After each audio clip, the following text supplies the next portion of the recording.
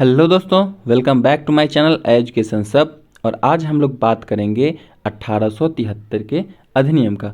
देखिए 1873 का अधिनियम इसलिए मायने रखता है क्योंकि जब 1813 में कंपनी का व्यापार आंशिक रूप से समाप्त किया था, 33 में पूर्ण रूप से समाप्त कर देता है, 1858 में कंपनी के प्रशासन को ही समाप्त कर देता है, यानी कि कंपनी का अब कोई काम नहीं रहा, व्यापार था या प्रशासन था।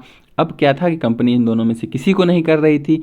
इस क्रम में कंपनी को भंग कर देने का या फिर को समाप्त कर देने का जो है प्रावधान इस अधिनियम में आया था। और इसी अधिनियम के माध्यम से 1 जनवरी 1884 को ईस्ट इंडिया कंपनी को औपचारिक रूप से समाप्त या भंग कर दिया गया। अब देखिए हम लोग आप बात करेंगे अपने मुख्य तत्वों की, जो 1892 का भारत परिषद अधिनियम है। देखिए इसकी विशेषताएं हैं, कुछ विशेषताओं से पहले हम लोग को समझने का प्रयत्न करते हैं।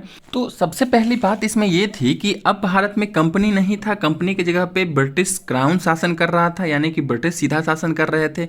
और दूसरी तरफ देखें तो अब जो है कुछ लोग शिक्षित थे। तो कहने का मतलब है कि जो अब जब 1813 के माध्यम से भारत में शिक्षा का प्रावधान किया गया और 1813 से 92 एक लंबी अवधि होती है, जो उस समय पढ़ना प्रारंभ भी किए होंगे तो अब आके शिक्षित हो गए होंगे। अब इस समय क्या था कि भारत में कांग्रेस का स्थापना हो चुका था, यानी कि 1885 में कांग्रेस की स्थापना हुई थी। और एक सबसे मुख्य बात है कि जो भी भारत परिषद अधिनियम 1892 में आया है, इसमें भारतीय राष्ट्रीय कांग्रेस का जो 1889 से 1891 तक जितना भी अधिवेशन हुआ था, उस अधिवेशनों में स्वीकार किए गए जो प्रस्ताव थे उनसे प्रभावित होकर के 1892 का भारत परिषद अधिनियम लाया गया था। इस क्रम में हम देखें तो अब कांग्रेस जो है सो ब्रिटिश क्राउन को या ब्रिटिश शासन जो कर रही थी उससे क्या है कि भागीदारी के लिए उनको विवश करने लगे थे, यानी कि अब वो चाह रहे थे कि अब प्रशासन में जो है या फिर शासन में जो है भारतीयों को हक मिलना चाहिए।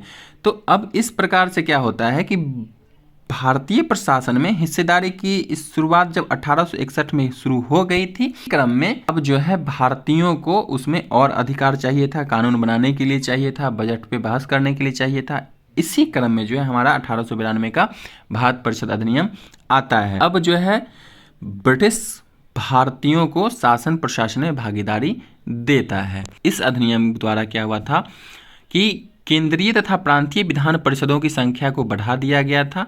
केंद्रीय विधान परिषद में यानी कि जो गवर्नर जनरल की परिषद थी या फिर जिसको आज हम भारतीय विधान परिषद कहते हैं, कि संख्या में जो है न्यूनतम 10 और अधिकतम 16 अतिरिक्त सदस्य यानी कि गैर सरकारी सदस्य को निर्धारित किया गया था। और वायसराय को जो है उनको नामांकित करने, नियम बनाने का अधिकार प्राप्त था। हालांकि इस जो परिषद थी इसमें बहुमत जो था सरकारी सदस्यों का ही रहता था, उन्हीं का होता था। इसके बाद बात करें 1892 के और विशेषताओं की, तो केंद्रीय विधान परिषद और बंगाल चैम्बर ऑफ कॉमर्स में गैर सरकारी सदस्यों के नामांकन के लिए वायसराय की शक्तियों का जो है प्रावधान किया गया है, उनको और अधिक शक्ति देता है। यानी कि जो प्रांतीय विधान परिषद में गवर्नरों को जिला परिषद, नगरपालिका, व्यापार संघ, जमींदारों और चैम्बर ऑफ कॉमर्स की सिफारिश पर जो है गैर सरकारी सदस्यों की नियुक्ति करने की शक्ति जो है इनको मिल जाती है या इनको थी। अगर हम इस प्रकार बात करें तो प्रतिनिधित्व के सिद्धांत के मूल तत्वों को यहाँ पे प्रस्तुत किया गया था और 1858 से इसको प्रतिपादित किया गया था, प्रतिनिधित्व के सिद्धांत को। अगर हम बात करें 1892 की और विशेषताओं की, तो विधान परिषद के कार्यों में वृद्धि किया गया था और परिषद के भारतीय सदस्यों को वार्षिक बजट पर बहस करने का और सरकार से प्रश्न पूछने का अधिकार दिया गया था, यानी प्रश्नोत्तरी के लिए अधिकृत किया गया था। अध्यक्ष को जो है भारतीय सदस्यों के द्वारा पूछे गए किसी प्रश्न को स्वीकृत या अस्वीकृत करने का अधिकार भी मिल जाता है। यानी कि हम लोगों को बंदूक दे दिया गया था लेकिन उस बंदूक में गोली नहीं था या फिर उसको हम चला नहीं सकते थे।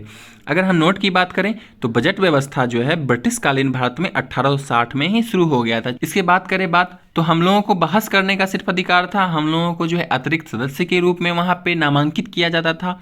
ठीक है, तो इस क्रम में क्या था कि हम लोगों के पास वोटिंग का भी अधिकार प्राप्त नहीं था और ना ही कोई अनुपूरक प्रश्न पूछने की अनुमति थी। अधिनियम में जो है केंद्रीय और प्रांतीय विधान परिषदों में दोनों यानी कि जो केंद्रीय और विधान परिषद हैं में गैर सरकारी सदस्यों की नियुक्ति के लिए एक सीमित और अप्रत्यक्ष चुनाव का प्रावधान किया गया। देखिए यहाँ पे सीमित और अप्रत्यक्ष चुनाव का प्रावधान का बात करता है, यहाँ पे चुनाव शब्द का कोई प्रयोग नहीं हुआ था। इसे निश्चित निकाय की सिफारिश पर की जाने वाली नामांकन की प्रक्रिया कहा गया। यानी कि इसमें एक प्रश्न उठता है कि निम्नलिखित में से किस अधिनियम द्वारा चुनाव सिद्धांत का सूत्रपात किया गया। तो इसका सही जवाब हो जाएगा आपका 1892 का भारत परिषद अधिनियम। तो इस क्रम में जो है हमारा 1892 का भारत परिषद अधिनियम समाप्त होता है। प्लीज़ चैनल को लाइक, सब्सक्राइब एंड शेयर जरूर करें। देख रहे हैं एजुकेशन सब।